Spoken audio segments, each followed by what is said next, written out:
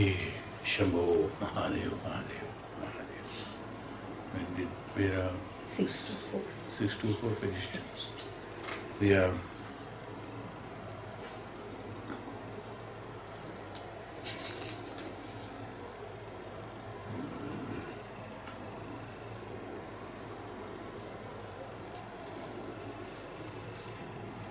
six to four the food. Yes. We are talking to the 6 to 3 has been completed. 6 to 4 we are supposed to take. 6 to 4 is that. So in this Bhagavan said that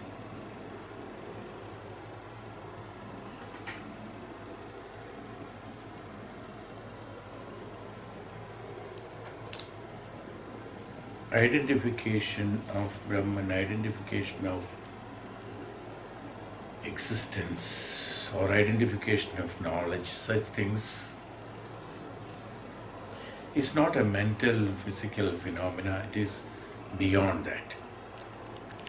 That is why he said in the Taittiriya Upanishad, I repeated this number of times last class, whenever an aspirant gets fearlessly established in the inexpressible and unsupporting Brahman. That's all. How to. This itself is very clear. Fearlessly establishing oneself into the inexpressible and an unsupporting Brahman. So what is the qualification there?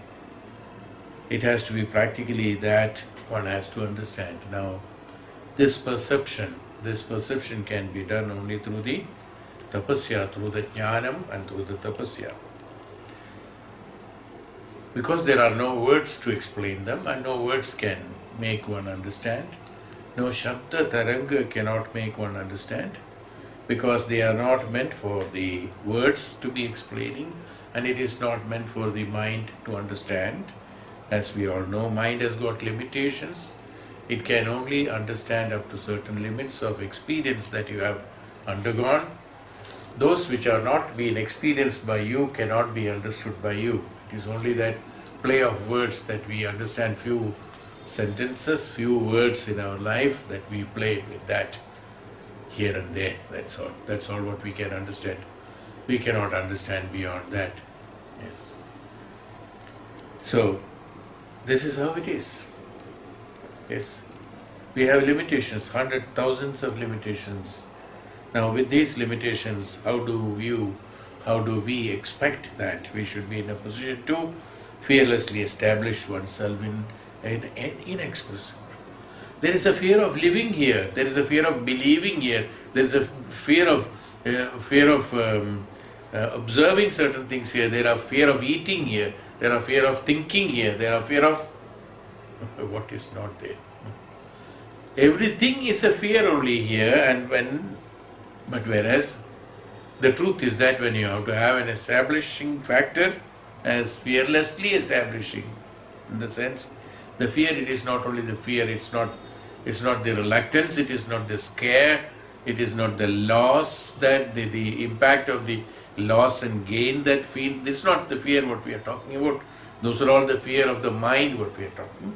Here the fearless establishment is that absolute faith. Here fearlessly doesn't mean just fearlessly not having fear. Not having fear is not enough. That itself is not enough, because not having fear, in order to not to have the fear, what is required? First of all, let us understand that. Then only you can understand the other things. The fearless, establishing the fearless where? Where is this establishment of fearless to be done? It should be in the mind. When the fearlessness should be established in the mind, in the sense, the mind should not be there, because so long the mind is there, the fear is there. So long there is mind, there is fear, because mind is created based on the thoughts and experiences. These thoughts and experiences we have created, and the mind is only for those who are with the Sharira and the Panchendriyas and Panchabhutas and the Jivatma and Antakarana. Only with them the mind is there. Others do not have a mind. I mean, the one who has got a mind. So this is what is called a mind. And that mind is, you have created this mind based on your own experiences, that's all. That too, how much of experiences you have, and that itself has limitations. The thoughts made of the mind. Mind is made of the thoughts. And the thoughts which are, again, limitations are there. These limitations we are talking about here, when we are trying to understand this Brahman, we are trying to understand the Brahman through that. Little small mind, what we call, which we know,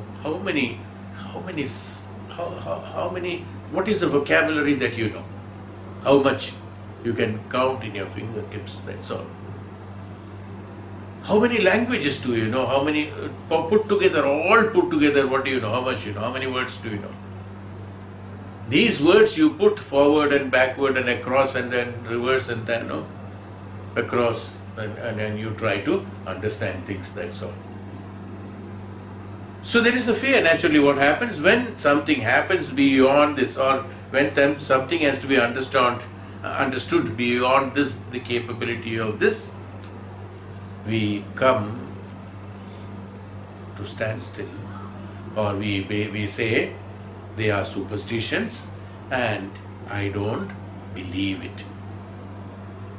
The mind's capacity of believing, what is it? I don't believe it. When a man says I don't believe it, when does a man say I don't believe? When there is no more capability for the mind to believe. When there is no more capability for the mind to believe, I say I don't believe. It is not that what is to be believed is not existing, that what is not that to be believed is not there, that what is not believed to be believed is not good or not right or not truth. No, there are no such meanings are there. Only thing, your mind has exhausted the capacity. When do you say, I am full after eating? When your stomach is full, that's all. Someone else says, I am not full with so much. No, I must eat more. He has more capacity to eat. Another says, no, I must have more.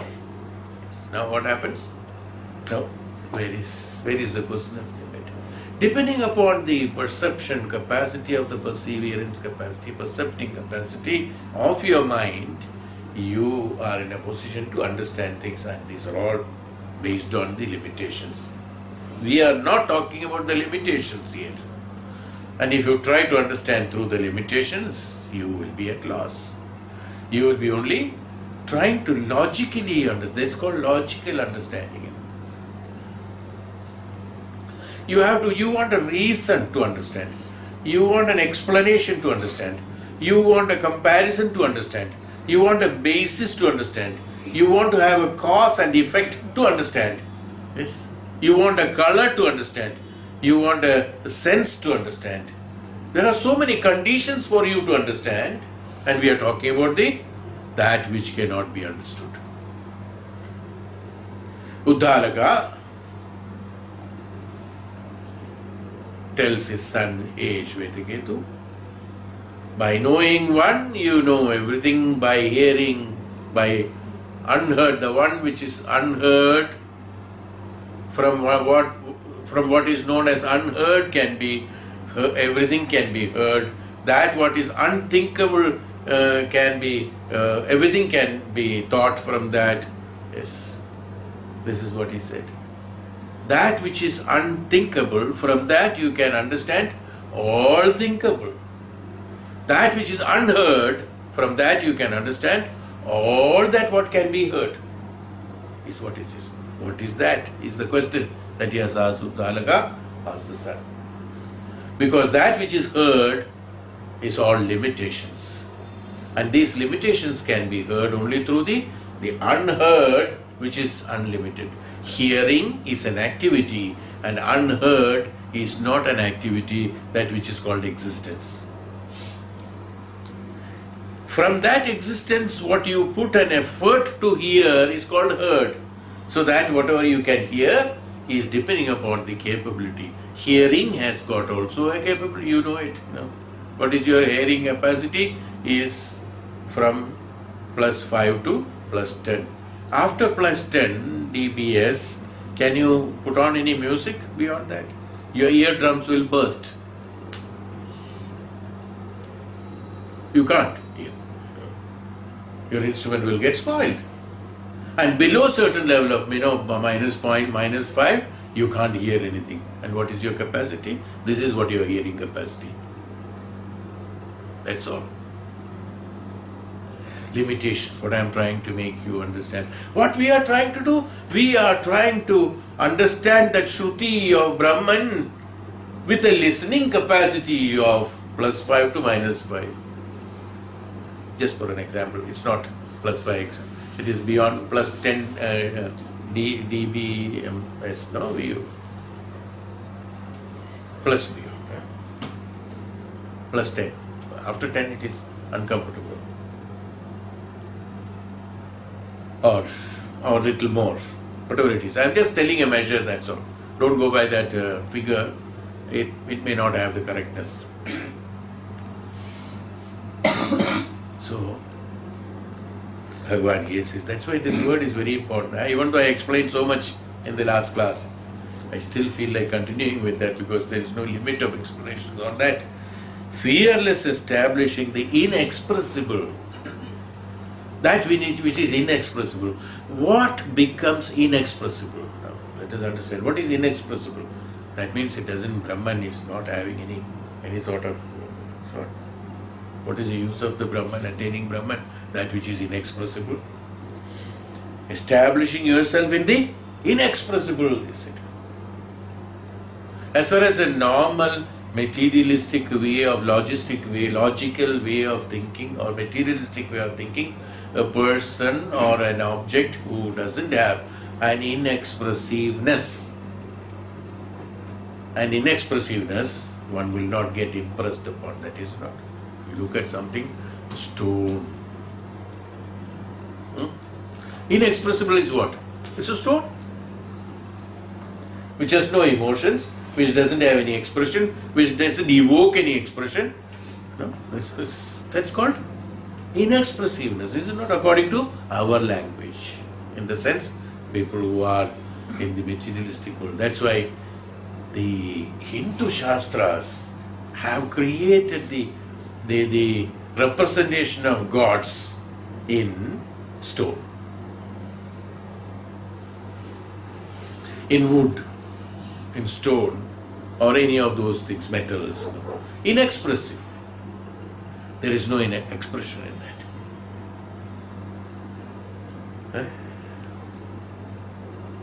Where do you pray? All those who can express. All those who can express in the world travel so many kilometers, thousands of miles, taking so many die when you go to what is that?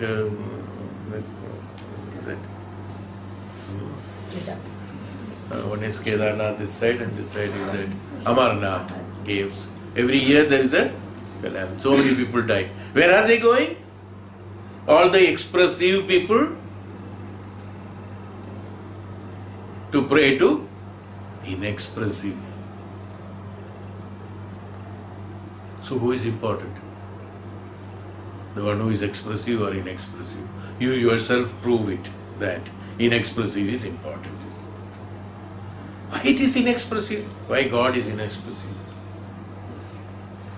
Who has got emotions? Who has got all these things? It's only who has got the Panchendriyas, Panchabhutas, and then the mind and functions, desire, kama, krodha, lobha, moha, mada, matsarya, only has got the expressions. You see.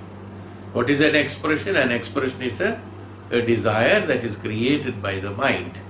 An expression is an experience that is created by the mind, is physically expressed. Can somebody mentally express it? Even here itself, you see there is a difference.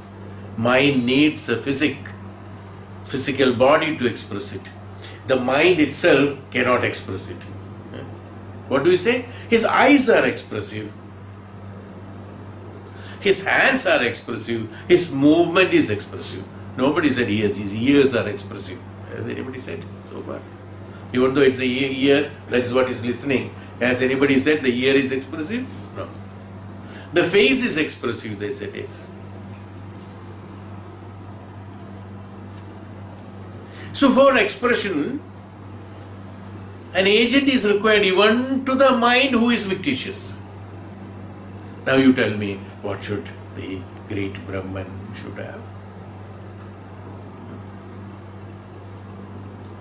And the mind itself cannot express unless there is an instrument, inexpressive. That itself becomes an inexpressive, is it not? He is incapable of expressing his mind. But whereas Brahman is concerned, he is not incapable of expressiveness, but there is no expression there. It is not necessary. But in Jnanam, there is no expression. Jnanam is Jnanam. Jnanam, in Tapasya, is there any expression? In Jnanam, is there any expression? Having known, do we know from the expression? Somebody who knows, Maharishi, Tapasvi, Jnani, who is sitting and doing Tapasya, how can you measure what is his knowledge? What is his Jnanam? You cannot measure it. Why? Because inexpressiveness. What is inexpressive? How can one become inexpressive?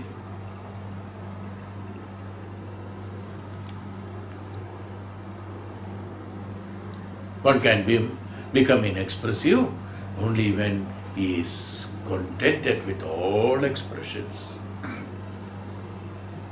When one is no more sad, even if he sees somebody dying or something is happening or some calamity is happening, he has overcome the sadness, he will be inexpressive. Oh, you will say that, oh, he is like a stone, he doesn't cry. See, what do you say? He is like a stone, he doesn't cry. For you, he has to cry, then only it is okay. Crying is an expression. You see. By what? By somebody dying, he has to cry. By someone dying, he has to cry. Please understand the logic behind our. Or your hand is paining, you have to cry. What is the connection between the pain and crying?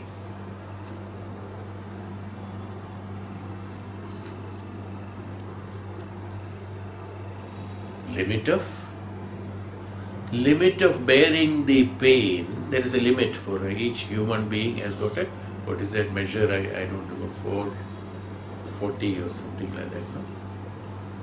Some measure, 40 measure is there. Below that is the bearable capacity of pain in a human being. Beyond that it is unbearable. When it becomes unbearable, then also there is no expression. When there is very less, then also there is no expression. What happens when the pain is too high? One doesn't feel anything. Either he becomes unconscious, the consciousness goes off, is not? Doesn't. Only in between that level only one is crying. So the pain and crying doesn't have any connection actually. Pain is pain. Is there, because there is pain, one should cry or what? No, as I told you some time back. What is that crying? Everything is converted into that.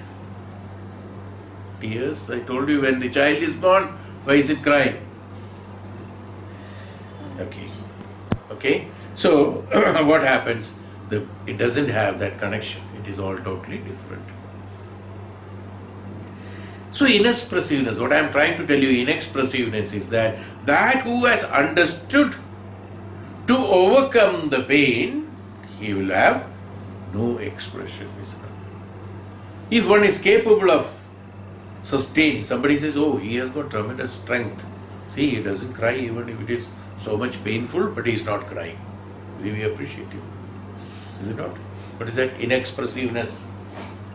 That means inexpressiveness, in a sense, what happens? That who can bear everything. That means who doesn't give any importance to any of those, or who doesn't experience any of those. Why? Because they are not connected with the Panchendriyas and Panchabhutas. They are not connected. When you have no Panchendriyas, no Panchabhutas, when the body is not there, will there be pain?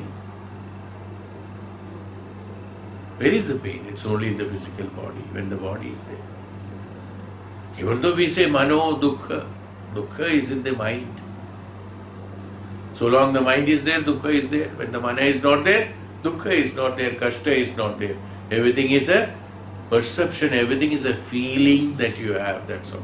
If you think it is a dukkha, it is a dukkha. If you think it's not dukkha, it's not dukkha. It is you who has decided, you have discriminated it according to your whims and fancies. According to your experience. Yes, that's all. It has been created. Inexpressible is the one who is beyond everything, is called inexpressible. We all can become like that. We can be inexpressive to any of these artificial or dramatic emotions outside. Looking at a drama, we don't have to cry. Is it necessary? Don't you think? Yes, we all logically understand that. Looking at a movie, looking at a drama, looking at somebody's action, we don't have to cry. Is it necessary? No, not at all. So who is great? Who is the one who can sustain? Who is perseverance capacity? Who has got the perseverance capacity? Who has got that? The one who is inexpressive. Who has got a tremendous Shakti powers. Who knows why he has got the inexpressiveness? Because he knows everything.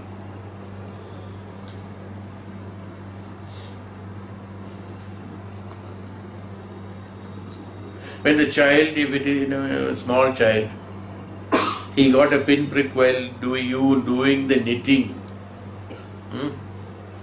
By mistake, the child comes by the side and stands there and he pricks in that child's hand. It starts crying, howling because it's paining, But you know that it is only a pinprick. What do you say? How do you console? Oh, after all, it is a small thing. Don't worry, it will go away now. You see. Are you very much disturbed about it? Small pinprick has happened to the baby, even though it's a small thing. You're not bothered. What do you say? It's all will go away. It's a small pinprick, but that one is howling. Expressiveness here, inexpressiveness. Who has understood that it is a small thing, it will no more be there. It will not create any harm. Once you understand that, you have overcome the sensations of understanding of the pain, then you become inexpressive. So Brahman knows everything in the universe, whatever is happening, Srishti, Asrishti, Arupa, Virupa, everything, that whatever is happening in this universe, everything is known to the Brahman, one who has got all the knowledges, or one who is the knowledge himself, is inexpressive. Is there an expression required? No. Knows everything. He knows what you are going to talk to him. He will not be expressive. Suppose we know what is this man going to talk to me, you will not be inexpressive. You will be inexpressive. When you don't know, then only you get a surprise, or you get a sadness, or you get a reaction, or you get this. Yes. But if you already know, I know it, this is what is going to happen. No? What's the feeling? Inexpressiveness. So the one who knows, now you understand, is it not right? You got it? Inexpressiveness is that great quality, jnanam. That jnani is inexpressive. Jnanam is inexpressive, not jnani. Gradually, step by step, jnanam is inexpressive. So to be fearlessly establishing in inexpressible means establishing yourself in jnanam. When you have all that Brahma jnanam, like that, everything that is happening in this universe, one knows about it. So there is no crying taking place. There is no emotion, there is no expression. So inexpressive, unsupporting Brahman. No support. Why one should support? Everything happens. Everything is an evolution, everything happens. There is no support necessary. It's beautiful actually, one who has got to go beyond, contemplate on that, lot, many things will reveal. That itself will be a great knowledge, that itself will be a great revelation of the jnana. Yes, to be identification of the. So this is what is called the No, no, how can one identify this inexpressiveness? How can you identify it? You cannot identify it. And identifying is done by whom? One should identify the other only when he knows better than the other. Then only the identification comes. The other is a pretext of identification, pretension of identification, assumption of identification. Oh, I know that, but I don't know that actually. But still we say, I know that. If you ask, oh, what do you know? That I don't know.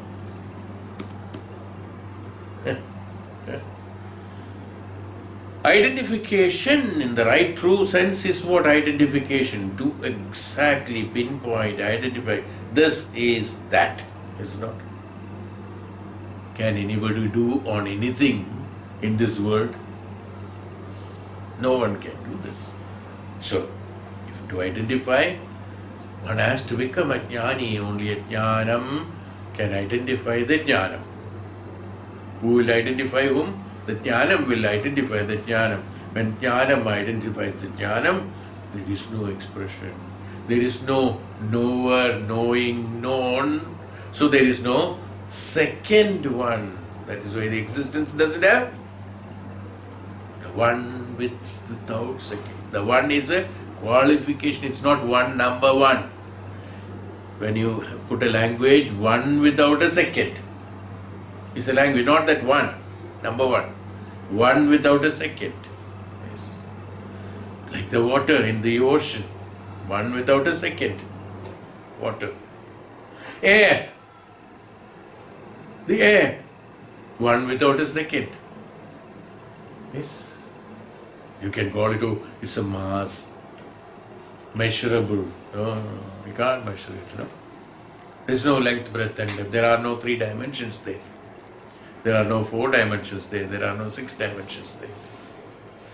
No dimensions there. You cannot measure it at all. Immeasurable. That's why inexpressible, immeasurable, all these words are suited for that which is unknown. How can I believe that which is immeasurable? How can I believe that inexpressible? Your mind can never believe. How can I believe? You cannot believe. So that's all. Because it is not to be believed. It is not meant for your belief. Your belief is based on the experiences that you have, your culture, your existence, your knowledge, your jnanam, your education, your practices, your experiences. It has happened is how you are believing and not believing as well. You believe so many things. You don't believe so many things. Whatever you believe doesn't mean it is right. Whatever you don't believe doesn't mean it is wrong. That is your belief, we say. What is it? When we talk, that is your belief. That means everybody has got their own belief, is it not? That's true. Everybody has got their own belief based on their own experiences, their own justification, their own level of at what level they are, they understand only that much. Their belief is also that much. Their faith is only that much. Their dedication is also measured. Their devotion is measured. Everything is measured. So, that which can be measured cannot fearlessly establish themselves in the inexpressible. For that, what you have to do? Samarpanam, total samarpanam. It's called renunciation. Because you have all these things, we call that as renunciation. Actually, renunciation is only when it comes. Where is liberation comes? When there is no liberation, then only the question of liberation comes. One who is not tied up, where is the question of liberation? The one who is tied up only has got liberation from the tying up. It's not. So the word liberation or the word renunciation has all come only because that who has got accumulations, that who has got no liberty, these are all how these words have been created. Otherwise, none of them are there. In the inexpressiveness, in the unsupporting Brahman. In an unsupporting Brahman is that self-supporting Brahman. When you become the Brahman, when you become the Jnanam, when you become the Brahman, any support is required. Everyone becomes an unsupporting Brahman. Who will support whom? The one who is more capable has to support the less capable. The one who has got less jnanam will have to be supported by the one who has got more jnanam. Is it not? When everything becomes the absolute jnanam, unsupported Brahman. Is it? When you establish inexpressible, it becomes an unsupportive Brahman itself by itself. So is that anyway, I felt like talking about it again, so went back to that chapter. So we go to the next shloka. Ta apaha aichanda brahmyah syama prajaye mahiti ta annam asrajanta tasmadyatra kvacha varsheti tadeva bhuvishtamannam bhavatyadbhya eva tadadhyadnadyam jayate iti ditiya ganda. The second chapter is finishing. Last shloka of the second chapter says, Ta apa aichanta. Ta apa aichanta. We were speaking about the Agni. Agni Tattva saw itself being born. Itself being born in the sense itself being in everything.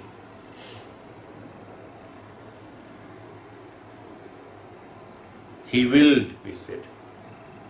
He willed. He saw. He saw means not the saw what we are seeing, just a language that is used that he is there. Agni Tattva is there in everything is what said. Only based on that it is there. The second one says now in the second one from the Agni, Jala has come, Apa has come. So those waters saw, Ta Apa Aichanta.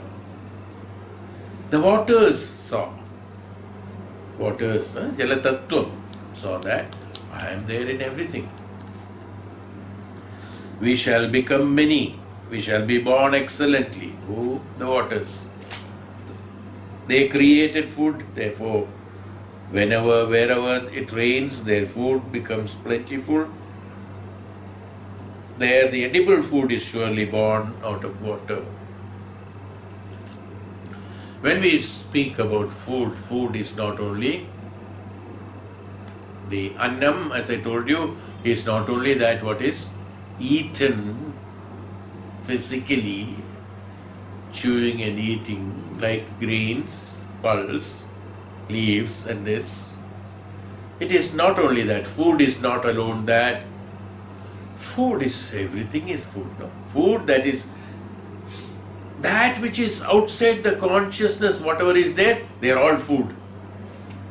That which is all necessary for you to consume in order to uplift yourself, they are all food. Even a good thought is a food for your mind. A good behavior is good for your culture. A good preparation is good for your better results. See? Everything. That what is outside the consciousness in order to put yourself into the right track towards the spirituality, attainment of the absolute consciousness are all called food. Is it not? Everything is a food. Even listening to Upanishad is also food. Because they are all to be perceived, consumed, understood, experienced and exhausted. Food is meant for that. So it's not only ANNAM, yes, one has to understand. But yes, the water, everything that comes out of the water is called food also. The waters, we shall become many. We shall be born excellently. They created food. Everything that comes out of water is food. Is it not? Everything that comes out of water is eatable, including animals, man, human beings, everything is eatable. Is it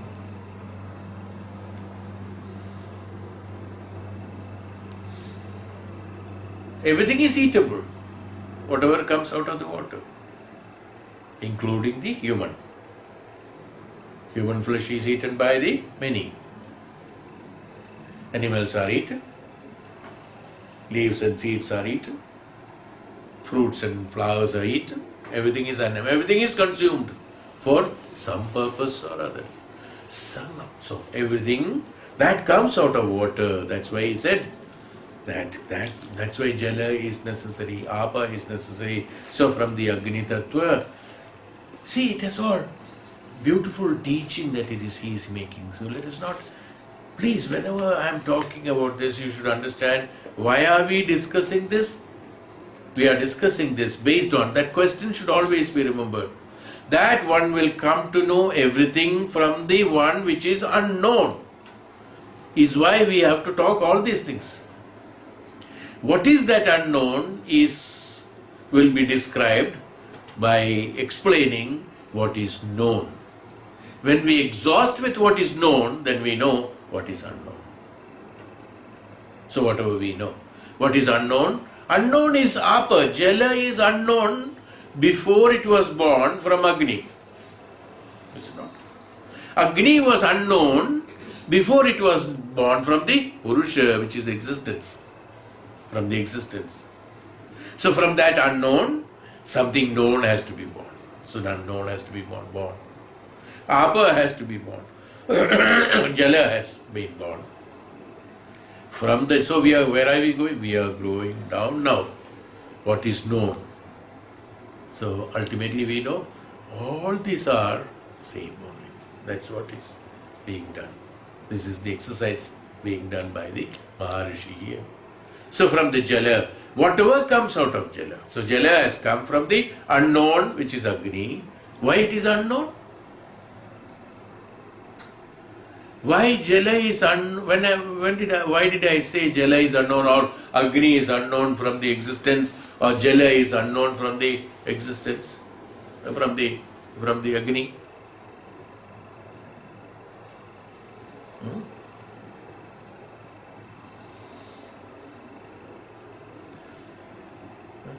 Even though Jala is a part of the Agni, it is not visible in any form in the Agni. Agni by itself decided to become a flame and become more, Agni Tattva, not a flame actually.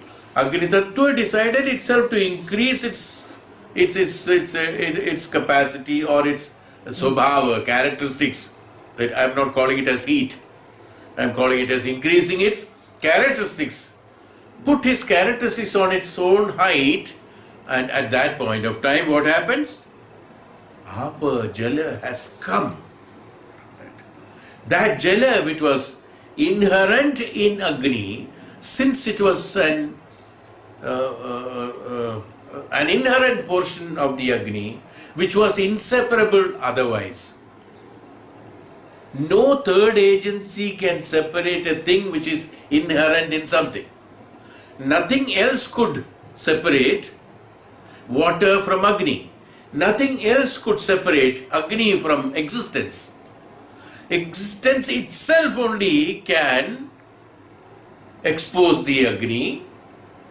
Agni itself can only expose the water. Nothing else can separate water from the Agni. You understood? So the water has come.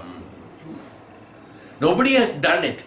It's not a karma that has done. See, that's why it's not a creator. We called it as a creator. It's a creation.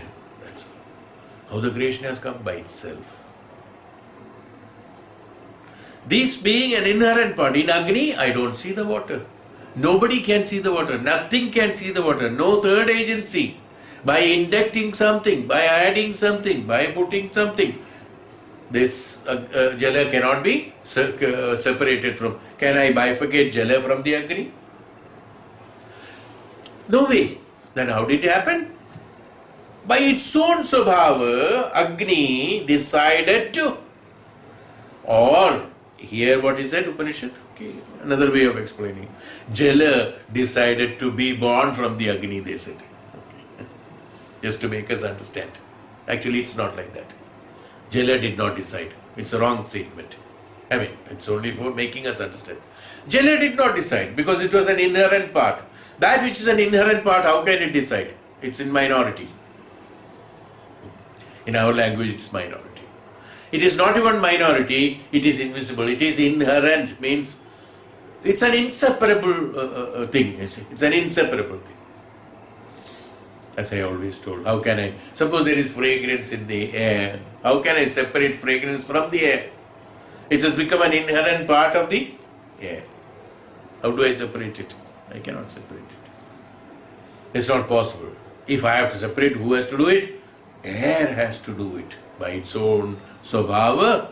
At a point of time, it has to do that. Same way, Agni, Jala being an inherent part of it. Is why we say that we cannot see that. Itself, it has happened itself, so Jala has come itself, and whenever, so we shall become many, is it? Who said the water particles of Jala, Shaya, Jala Tattva? From that, what is coming out? Jala is not coming out. Jala Tattva is, principle is coming out. It's a principle. We should understand, don't look at it as an object. Agni as an object, Jala as an object. Don't look at an object. Then you will get confused. Because that is measurable, that you are looking at through logical calculations of yours, that water droplet or ocean or river or a glass of water, you will see the water, Agni, why Jala Tattva as some of this. They are not Jala Tattva, they are Jalam. That's all. It's not Jala Tattva. Jala Tattva is different. Yes. It is a part of Jala Tattva. That's all. It's a small part of Jala Tattva. The liquidification has taken place to the Jala Tattva under certain circumstances, has become a liquid, that what we call it as water or Jala. Since to identify that this has come from the Agni, this is a final product. From here nothing else can do. This is a final. And before this it was ice, and before this it was steam. Again it will go back to the same positions, that's all. So this is the final product. So we relate the final product as Jalam, that's all. It's not, but whereas what we are talking about is that Jala Tattva is an inherent part of the Agni Tattva. Since it being an inherent part of the Agni Tattva, one cannot separate it only when the Agni wants it. Or that's why they say that he willed. That's why the word he willed has been used. So the Agni Tattva willed it. Agni Tattva, when the Agni Tattva has created a situation and circumstances and at a particular point of time, according to its Swabhava, it has created the Jala. So the Jala Tattva, now has it created? No. If I tell created, it will be a wrong word. Jala Tattva has come out of it. It has just happened. Agni Tattva not increased its capabilities and capacities of the heat for a purpose of creating the Jala. No, it has not done. It has happened. That also has happened. In the body, when the Agni Tattva has increased, automatically Jala Tattva has come. So Jala Tattva did not create the water. When the heat increased, the sweat came out. When the heat increased, the urination happened. When the sweat came out, when the Agni increased, the tears came out. Things like that. So Jala has happened, it has come. It's not that with that intention, that Agni, that inspiration of Agni doing that performance of the increasing its own capabilities of bringing the temperature to that level is not intentional. It is the Swabhava of the Agni, and during the process of the Swabhava, in the process of the Swabhava of the Agni, at one point of time, Jala Tattva has come. Not always. Agni Tattva is always there. Every time it doesn't happen. At a particular time, the Jala Tattva has happened from the Agni Tattva. Is why. Now, how to explain it is why he has said that Ta apaha, those waters saw. They said. An inherent water, he did not know he himself is existing or not. That which was not known, whether it is existing or not, has come out of that from somewhere else, and they found out that it was existing. It proved itself to be existing when it came to a different form and shape. Remember these words. How did we know that Jalam is there? When it has come out of Agni Tattva, we know Jala Tattva is there. Otherwise, till then, nobody knew, or even Agni Tattva did not know, or even existence did not know there is Jala Tattva. When the Jala Tattva came, then one knows the Jala Tattva is there. And Jala Tattva can come from the Agni Tattva. Yes. The one who is witnessing it only knew it. The one who is witnessing came to know only when it came out. Even Jala Tattva itself did not know it was existing. It came to know only it is existing only when it came out of Agni Tattva. Nobody created him. It came by itself. Yes. Its own Swabhava. It came by itself. It has got its own Swabhava. Even though it has come from the Agni Tattva, contradictory to the Agni Tattva, the Swabhava is created. Jala Tattva, you see. We are asking, how the Asura is born from Bhagavan Shiv. Many have questioned this. We say that Bhagavan Shiv's sweat came out and an Asura was born. How Asura has come from Shiva Tattva? How can the Shiva Tattva bring an Asura? How it has become an Asura? This is what it is. You understood what I am trying to tell? Agni Tattva itself did not know. Even that sweat itself did not know that I am coming to sweat. You remember this? I will be explaining about the Sweta to the later. From Sweta what comes? Why it has become an Asura. But before that, prologue to that, I am just telling an external explanation. It's not an intrinsic explanation. This has got a different explanation, which is altogether different. I am just telling that from the Shiva, or from the creation of Brahma, we say why Asuras have been created. It's not created, it has come. If Jala Tattva can come from the Agni Tattva, which has got absolutely contradictory habits each other, even though it has come from that. The child which has come from the mother has got totally contradictory characteristics from the mother. It is better to understand. If you can. Did the child or did the mother knew about it? No, it has happened. Why it has happened? Here, as far as the mother and child is concerned, we have got explanations.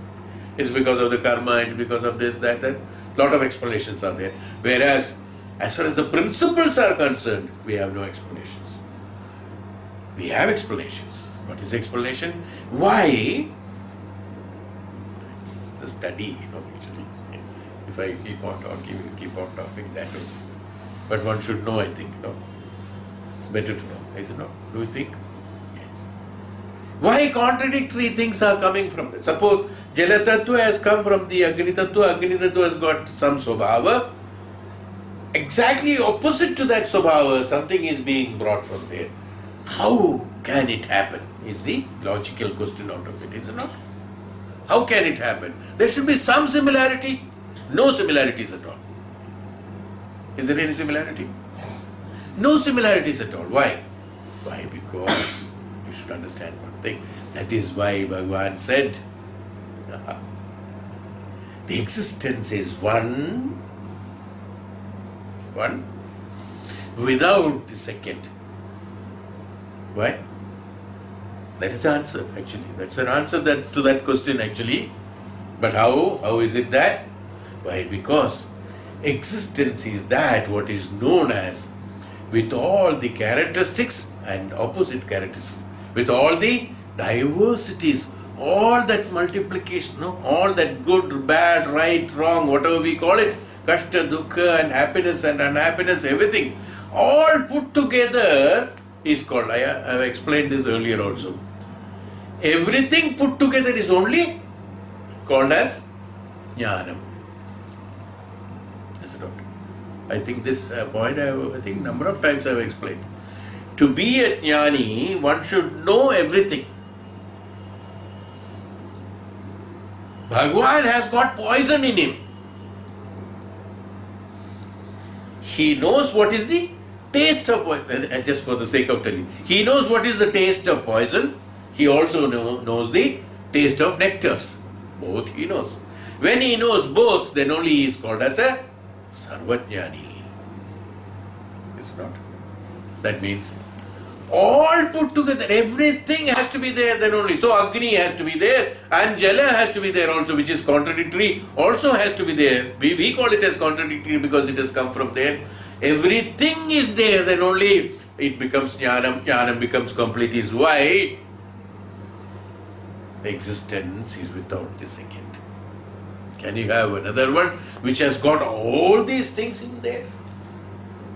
It's why without the second. Because it's not one or two or second or one. One and second, you should not number it, you see. It's a mass. That which is. So what is Ishvara? Ishvara is the one who has got the jnanam of all this bad, good, right, wrong. We always say that why he is entertaining Ravana. Ravana is also a part of Ishvara. The worshipper is also a part of Ishvara. As far as Bhagavan is concerned, there is no difference. There is no difference between an Asura and the Deva, to be honest. That's why we always see in the Puranas, they always bless the Asuras also. When he does the tapasya, they do the blessings. There is no, if there is a differentiation, Devata can always abstain from that activity. But he doesn't abstain from the activity, he doesn't become absent from the activity, he definitely fulfills that requirement of activity desired by the Asura. Is because Asura is nothing but a part of Sura. In Sura, you have put an A, become Asura.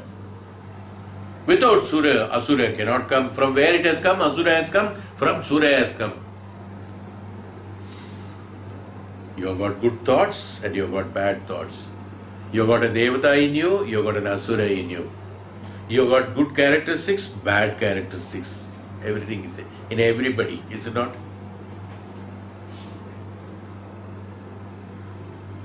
We call somebody as a good person because his quantum of the goodness is more than that which is bad. So what is expressible there is good. What happened to the bad? Bad has got inherent into the good. It is invisible. What happened?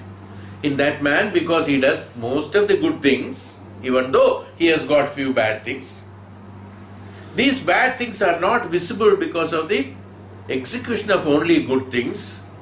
This bad things is inherent in the good thing, which cannot be separated by somebody. Who does the separation of bad thing from the good thing? He himself, he takes out that bad thing sometimes whenever it is necessary and uses it, puts it back to the good thing, isn't it? This is how we are changing. When we are changing, the other part is not visible actually. When we are praying, our bhakti bhava is seen, our jealousy is not seen there. When you are jealous, the bhakti bhava is not there, then the devata has gone, asura has come. From where? From that devata only the asura has come. And when you go again to the bhakti bhava, from this asura, devata has come. So whenever devata comes, the asura vanishes. When asura comes, devata vanishes. That means each one is inherent in the other. It cannot be bifurcated and can say from one, here so much of percentage of devata, so much of percentage of asura cannot be done by anybody. Why? Because they come out by itself. You understand what I am saying? Am I right? Would you get it? Can you think about it now? It comes from you. Where is it gone then? You should have a separate compartment for that, is it not? To come from there and to make it from here, from Sura, from here Asura, from here jealousy, from here Bhakti. No. When Bhakti is there, jealousy is not there. Absolutely nothing. The whole system, that's why Samarpana and Upasana and Nididhyasana makes constantly in the Satya and constantly by the side of the Guru and by the side of the Jnanam Upasana. When you are stated, what happens? Your transformation takes place. The Asura in you gets diluted into the Sura. That which has gone inherent, which never will come out of it. Because that Sura will not will it to bring the Asura. When the Jala Tattva, when goes and gets inherent in the Agni Tattva, if Agni Tattva doesn't want to bring it out, it will not will it, the Jala Tattva will never come out of it. You got it? But these happenings have to be there, is why the one without second. Agni Tattva is one without the second. Jala Tattva, one without the second. Everything is one without the second. There is nothing as Jala Tattva. Even Agni is not like Jala Tattva. Even though Jala Tattva has come from Agni. You are getting it, is it? Put you any way you like. This is called Brahma Tattva, Brahma Jnana. You understand? When you understand this much, then you will definitely understand gradually how we are here. What are we? This is what we are coming to. Yes. So that Jala Tattva, not that he willed it, even though here I say, Ta, Aya, Aichanda Brahmya. Aichan, there. That is saw. Seen, saw. Achuhu, Aichanda. They saw. Oh, Jala Tattva, seen that it has come out. So that which is inherent cannot be identified. So Brahman is that which is full of everything. All the diversities are there. All the poison and nectar, everything is there. All the, what we call it as bad and good, everything is there, because there is nothing called bad and good. There is nothing called right and wrong. Only thing, it is only our perception. They are all, how the bad and good has come, they are all out of experience, out of karmas, out of your own perception, out of your own experience. You have created some as kashta, some as dukkha, some as right, some as wrong. They are all temporary to suit only to your convenience. From time to time, it changes, varies. Right? All this, what we make it, is only tatkalik, kashtam. That's only today. Tomorrow that kashta is no more there, which is never existing in the dictionary. Sukha, today. Tomorrow, from tomorrow, no sukha. Where is gone sukha? Vanished into the kashta. Where is it? They are all tatkalik, temporary emotions that you have created based on that. I am talking about the spirituality as well as emotions here. I am comparing that because both are one. There is no difference. Here, because of our senses, as I told you, the senses are the ones which are creating the expressions based on the experience and expressions. So you have the false identification of these things. They are all false identifications. What is a true identity? The true identity is that only one. one without the second is the true identity. If you call it as identity. Well, we come to that ultimately. This ultimate I am talking about. So everything is that which has got its own capacity to conceive everything. Yes, to conceive everything.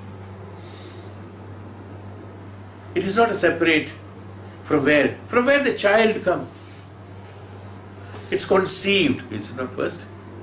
You cannot make out there is mother and child. How it has happened? It grows. By itself it has happened. By itself happening. You see? And ultimately when it becomes visible, then we call it as child and the mother. That's why it is known as conceiving. Yes.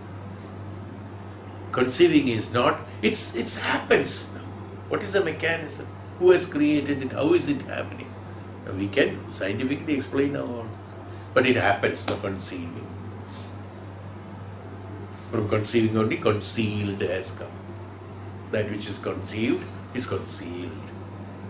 It's not exposed, It's an inherent part of it. When it becomes separate only, then only we know that it has come out of it, even though it may have different characteristics. It may have different characteristics, but what happens? That which has come from there. That's why Deva and Asura. So they said, from Diti and Aditi, Devas and Asuras have come. What is it? See, reasoning. From Diti and Aditi, Devas and Asuras have come. Aditi and Aditi, Asuras and Aditi, Devas have come. From Aditi, Devas have come. From Diti, Asuras have come. What does it mean again? Who is Diti and Aditi again? Who are Diti and Aditi? Maharishi Putris of Brahma, again gone. From one, the two has come. From the two, difference have come. And from them, different has come. See the principle, where it is ultimately going. So this bifurcation, from where it has come, the Asuras and the Devatas, from where the bifurcations have come, from the same. One without the second. So Agni Tattva did not know, Jala Tattva is inherent in me, but when it has increased its own Swabhava, automatically Jala came out of it. Did not know. So that's why Purusha did not created the Prakriti, we said. Purusha during the tapasya, because of the increase in the Agni Tattva, automatically the Prakriti has come. In the Prakriti, everything is there. Since there is everything, we called it as Maya. Maya, that which cannot be seen, is Maya. Is it not? Maya, we call magic. Okay. That, shown and it is no more there.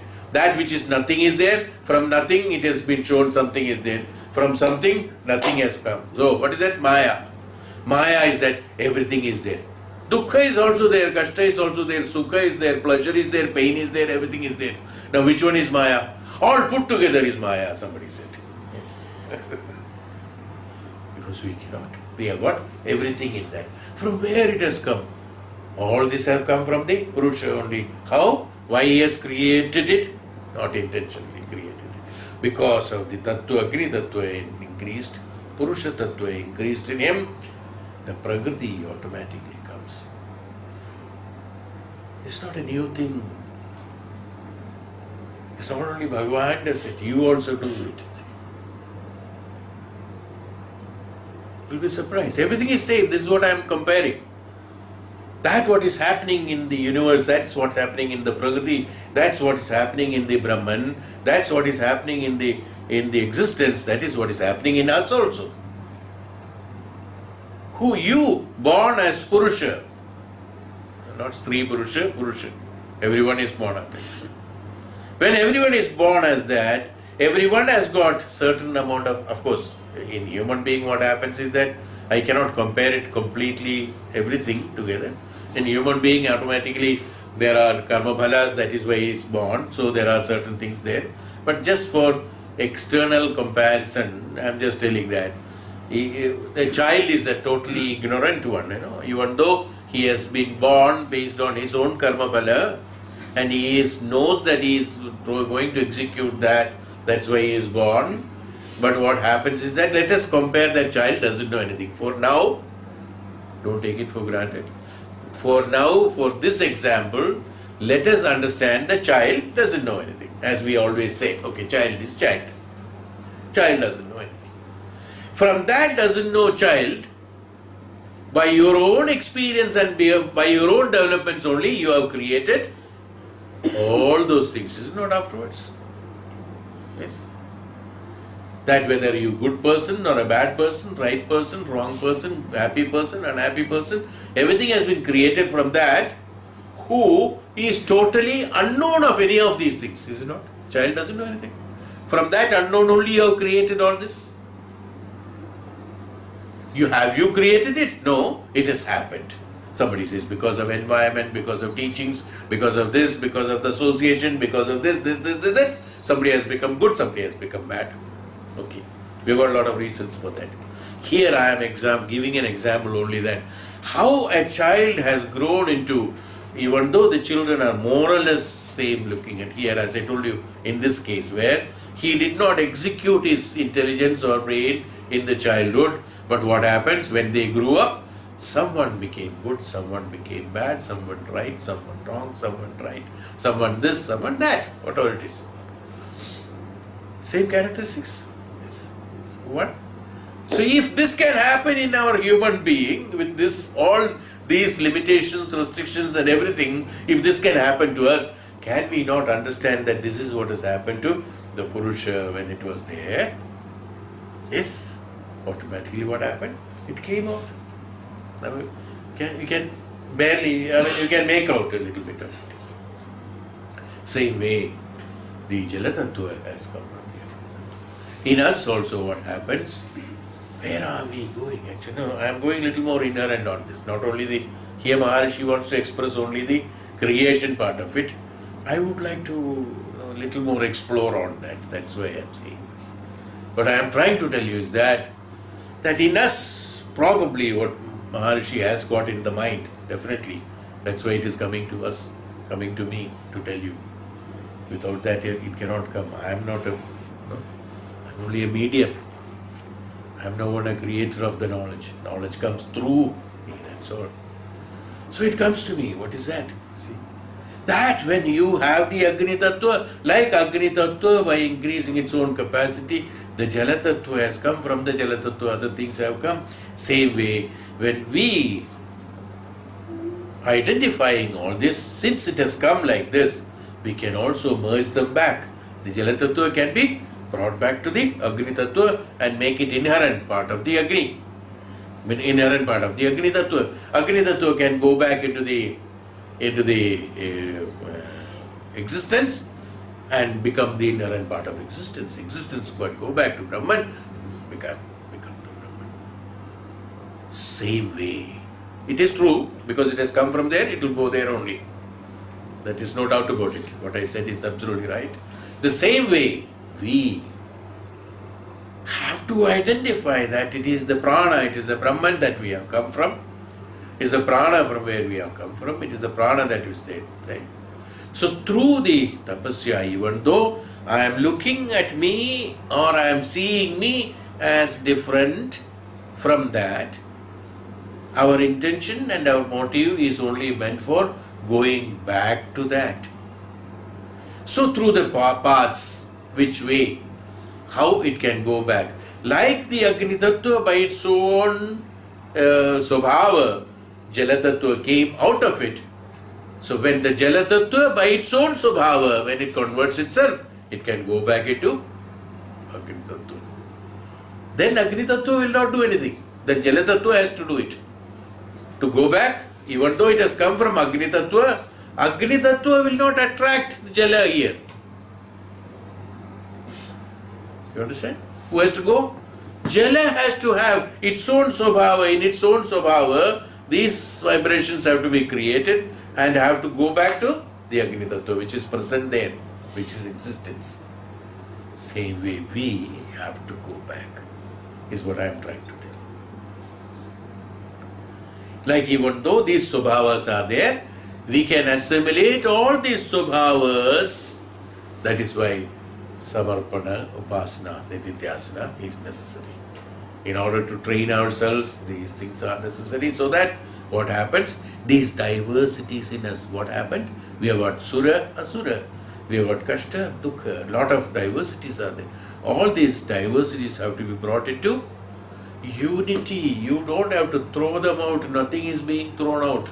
You're bad, you're wrong, you're kashta, you're unwanted. Everything will go and merge into wanted, right, and good and happiness. Everything will transform into that. From where it has come. So this unhappiness has to go to the happiness. Happiness has to go to the that which is called the inexpressive jnanam. Ultimately, everything like that, one by one, everyone will come and will merge into the jnanam. When it becomes into the jnanam through the tapasya, become the part of the Agni Tattva. From the Agni Tattva again the Prakriti. From the Prakriti again the Purusha. This is how we have to go back. That is why he is explaining all these things. That is why he is proving that, look, don't think that Agni has delivered the Jala Tattva. Agni Tattva did not deliver the Jala Tattva. Jala Tattva has come out of it, but because of the Agni Tattva has not intentionally brought it back, or Jala Tattva has not intentionally come out of the Agni Tattva, but because of the Swabhava, Agni Tattva has increased its own capacity, expanded it and developed it. While processing and developing, the Jala Tattva has come out of it. I have explained this earlier also. You take a small photograph. I think I remember to have told that. People who have worked on Photoshop, much easily you can understand this. If you take a photograph with a particular resolution, put it on your computer and start expanding it based on the pixels, number of pixels. You've got 100 pixels, 300 pixels, 400 pixels, 500 pixels, 1000 pixels, 2000 pixels. Depending upon the quality of the catch that you have created, the more and more you expand it, you will become invisible. There will be no face. Face becomes invisible. Right? Where is it gone? What is that? It cannot expand beyond that. You bring it back again, then it becomes visible. Yes. You understand now? When you got limited into a particular question, what happens? When you become in a Swabhava, in a characteristics like these pixels are there, the Swabhava is only up to certain extent it will be visible because it has been condensated, it has been created, condensated based on certain circumstances and situations, so it has got a shape and form. Now what we have to do is that we have to expand this and remove the shape and form that has been created. Got it? Then you are not there. Your shape and form like this is expanded further. At a point of time, this shape and form will be just vanished. Nothing has to be done. Will it remain? No, it will vanish. Just vanished. Am I right? Yeah, same thing what happens to the photograph, same thing happens to the physical, this one also. The principle is that we have to do that.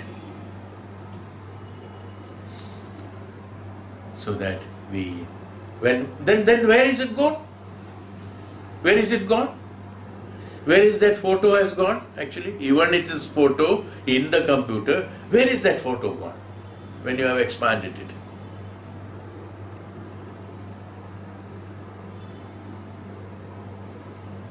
Gone into that visibility of invisibleness. Gone into the visibility of invisibleness. You can see the visible, invisible, visible, visible, and visible, invisible also. visibility of invisibleness. That you vanished into visibility of the invisibleness. So you can also see that which is invisible, is it not? You said the photo has vanished, is it not? That means you saw that invisible. That's why you are saying. You saw that invisible. You can see the invisible. When you can see the invisible, you can understand what is invisible. If you understand what is invisible, you can experience invisible. And if you experience invisible, you will become invisible, which is beyond visibility. What is invisible? That which is invisible is that beyond visibility. That means beyond the capacity of your physical visibility is called invisible.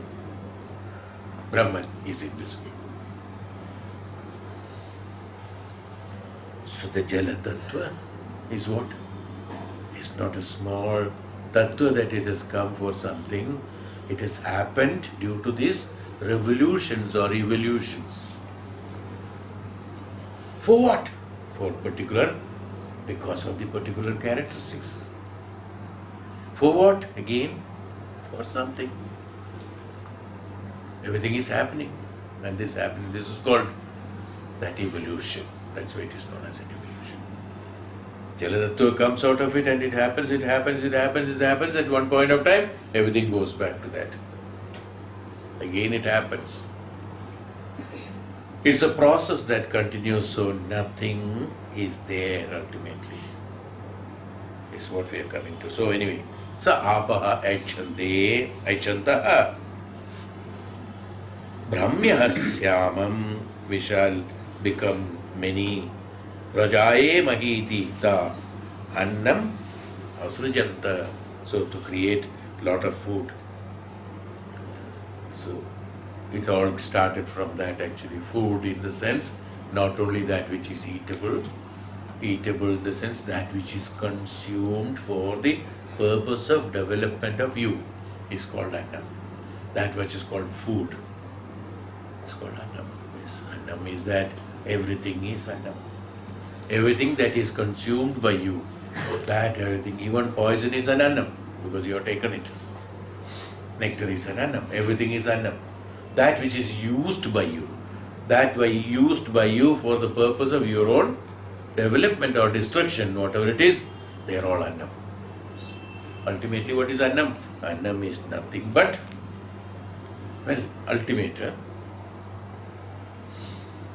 annam is nothing but jnanam. What is annam? Annam has come from the Jala Tattva. Jala Tattva has come from the Agni Tattva.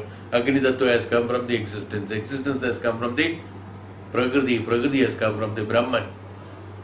What is annam? It is Brahman.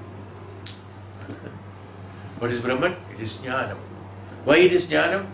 That grain, we will be coming to that. That grain that what you are eating is the one which is making you grow, allowing you to go back to the origin of yours. That is also jnanam. Even the food that you are eating also gives you jnanam, even though you do not know about it. But it's actually giving you jnanam. We will come to that next chapter. Yes. We will be coming to that. So, it is grown. So, from where that jnanam comes, where that annam comes? From the Jala Tattva. From these principles, so Agni Tattva, Jala Tattva. From the Jala, this annam comes. Annam is necessary for the growth, we call it. The growth. Growth of the Sharira, growth of the mind, growth of this things. Growth is that what we say. So, annam is that.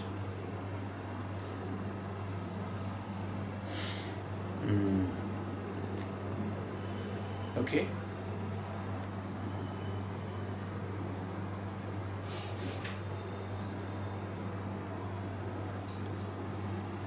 Well, generally here it has been described about the annam that is eaten, grains and pulses and things like that. They are all meant for the growth of the body and mind, indriyas and the mana. We don't say physical body.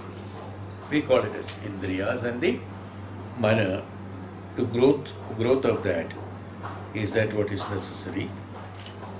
So what happens is that since the beginning is made with the statement by knowing which the unknown becomes known, as also the other statement that all becomes known when the one existence is known, that we understand, because everything is non-different from it, and also because there is assertion of the non-duality. Moreover, it has not been heard from the Upanishad that there is something else to be known, nothing else to be known other than this. So, nor is there any indicative word in the Upanishad from which it can be inferred that instruction about the liberation should be taken as secondary. And if the whole chapter is assumed to have secondary meaning, then the assumer will have undergoing a useless effort, because that knowledge which is calculated to serve the highest human purpose could be acquired by the assumer through the logic itself. Yes, that's what. So we explained this part I explained about that. If we call it as a liberation from this, if the one Jala Tattva has come from the Agni Tattva, is called a liberation of Jala Tattva from the Agni Tattva.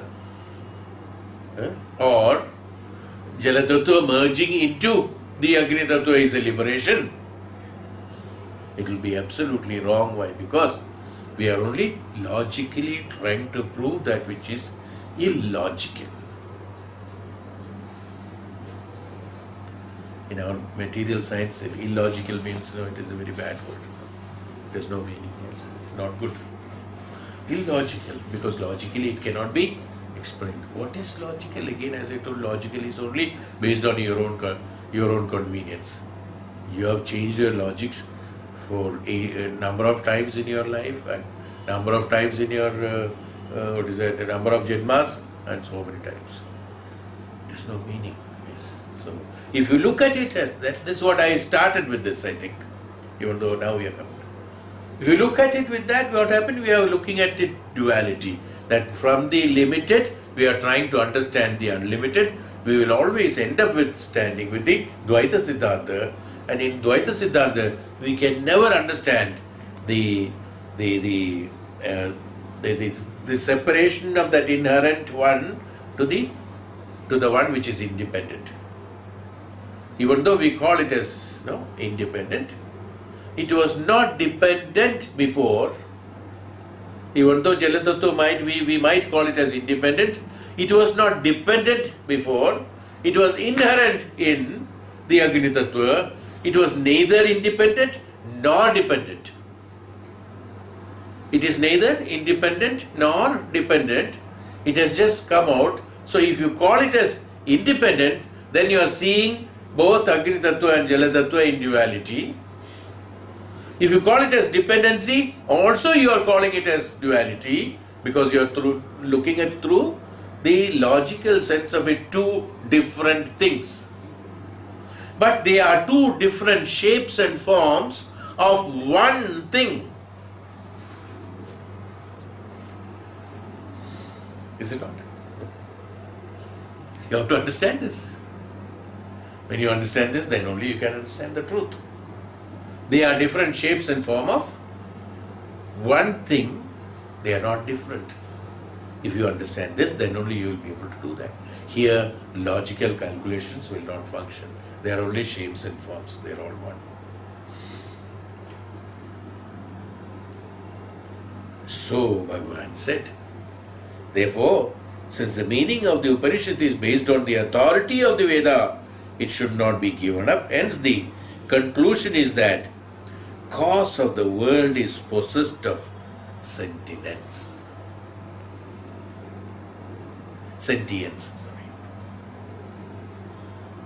Cause of the world is possessed of the sentience. That's all. That insentience is not there. Sentience. This has to be accepted. This has to be experienced, not accepted. No force. Accepted means that somebody is forcing you to understand it. No.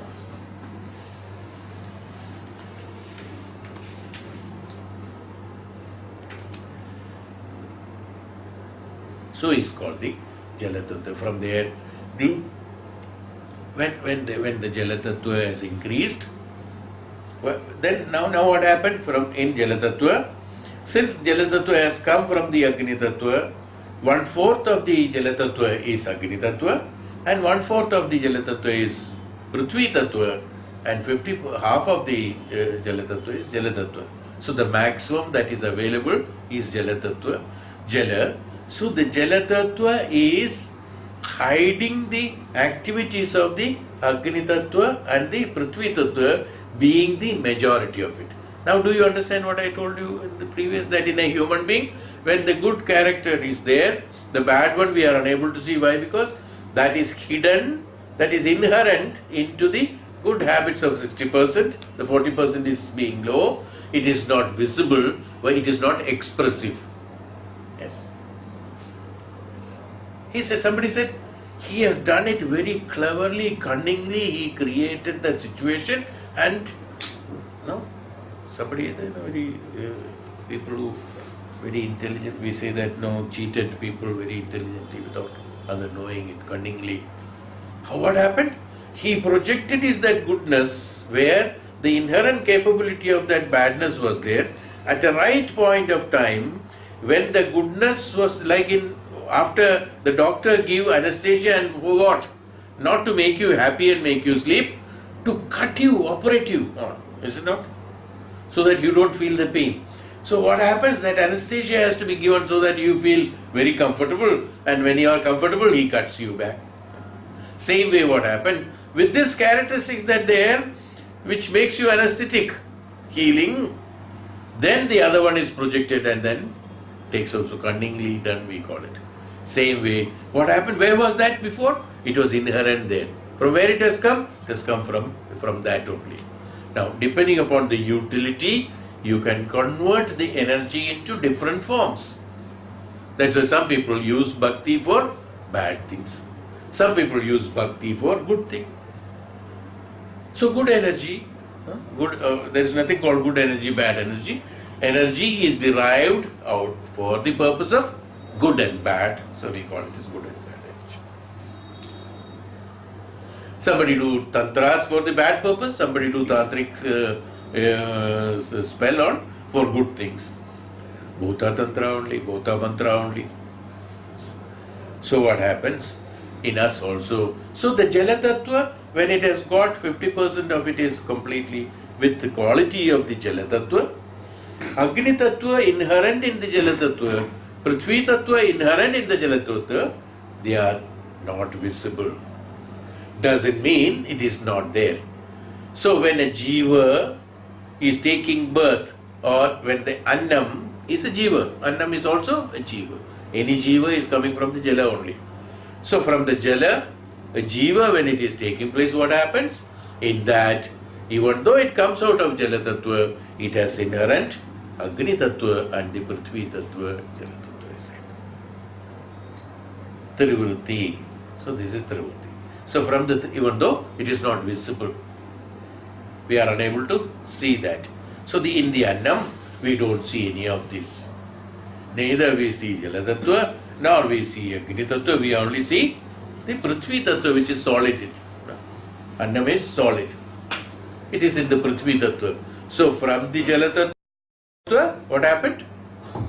Prithvi Tattva has come, ANNAM has come, Prithvi Tattva. This is why I explained to you last class that from the Bhagavan Shiv, Agni Tattva, Mahavishnu, Jala Tattva, in the Jala, you see there, the sea, Mahavishnu. And from the Nabhi, from the Jala Tattva, from the lotus, Brahma, Prithvi Tattva. Three Tattva. So, Trivrutti Karanam, Agni, Jala, Prithvi Tattva. Everything is like that. There are not examples of it. It's okay. Just to make you understand. So, this is how the ANNAM has come. So, the ANNAM is that which is consisting of all the Tattvas in the ANNAM also. But they are in different proportion. That's all. So, what happens? By taking that, you are also taking the Agni Tattva. When you are eating that, what happens? You yourself is The combination of Jala, Agni and the here Trivrutti Ganam, because we are only talking about the Trivrutti Ganam, doesn't mean that Vayu and Akash Tattva is not there. It is there. It is inherent. Here we are only talking about the three Tattvas. So Agni, Jala, Prithvi, you are also Agni, Jala, Prithvi Tattva. The Annam that you are eating also Agni, Jala, Prithvi Tattva. There is no difference between you and the Annam. Absolutely, technically there is no difference. What you are eating is you eating you, that's all. An Annam eating another Annam, that's all. So what happens? This Annam which is in a different proportion, it goes into you. So you can convert this into more of Agni Tattva, more of Jala Tattva, or more of the Prithvi Tattva, depending upon the necessity. That we will come later, okay? Up to that it is okay. So this is why the Annam has been created. You have been created, same way the Annam has been created. Every Jiva has been created from the Jala Tattva. Is that? Now we are coming to the next. From the Jala Tattva what happens? Oh, okay, I think it's almost time. Anyway, section 3, that means 6.3.1. So Bhagavan explains after the Jala Tattva, he explained that from Jala Tattva everything comes. So he said, Tesham Kalvesham Bhutanam Trinyeva Bijani Bhavantya Andajam Jivajam Mudbijamiti. So he says again from the Trivrutti, the three again comes from that. What are the Jivas? The Jivas are Andaja, Bija and Udbija. Udbija. Udbijamiti. Udbija. There are two Jas there. Udbijam. That which is coming out is called Udbijam. That exposing. Udbijam. So these three. Now some documents say it's not only three, there is also one more which is known as the Swetaja. That's what I said. From this Sveta which has come. So Svetaja. So these are the four. These four. We'll talk about it, I think. Otherwise the continuity will not be there. We'll talk in the next class. Is it okay? Shambho.